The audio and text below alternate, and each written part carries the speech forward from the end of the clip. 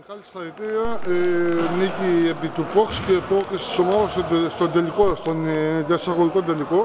Είναι ένα παιχνίδι για την ένατη θέση, ο νικητής του οποίου μάλλον ανεβαίνει στην επόμενη κατηγορία, στη γάμα 1. Πού πιστεύεις ότι κρύφτηκε το σημερινό μάτς? Βασικά ήταν πάρα πολύ καλό παιχνίδι. Ήταν μια ομάδα την οποία την ξέραμε γιατί παίξαμε άλλες δύο φορές, ήταν στον όμιλο και στον ίδιο όμιλο.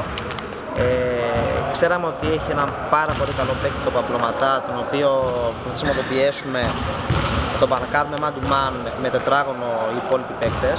Εκεί πέρα πιστεύω κρύφτηκε το παιχνίδι γιατί είναι πολύ καλός επιθετικά.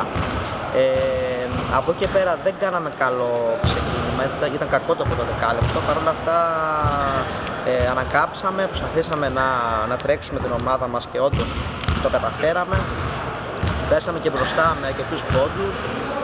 Ήταν πολύ καλό παιχνίδι και θεωρώ ότι το αποτέλεσμα ίσως και να μας αδικεί, δηλαδή η διαφορά των δύο πόντων ήταν πλασματική, έπρεπε να πάρουμε... Καλά, δεν παίζει όλη διαφορά, γιατί έτσι καλώς αυτό που μετά είναι η πρόκριση των... Η πρόκριση και η νίκη.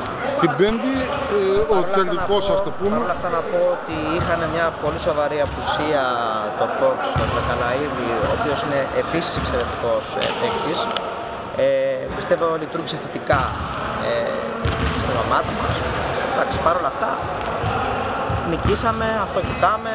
Μπράβο και συγχαρητήρια στην ομάδα μας και προχωράμε.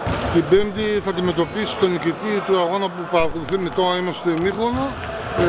Οι δύο ομάδες είναι ισοδύναμες, είναι μαζί στο σκορ περίπου. Πιστεύεις ότι μπορείς να τα καταφέρεις με κάποιον από τους δύο? Από αυτά που είδα από τις ομάδες τώρα που παίζουν, είναι και αυτές πάρα πολύ καλές ομάδες.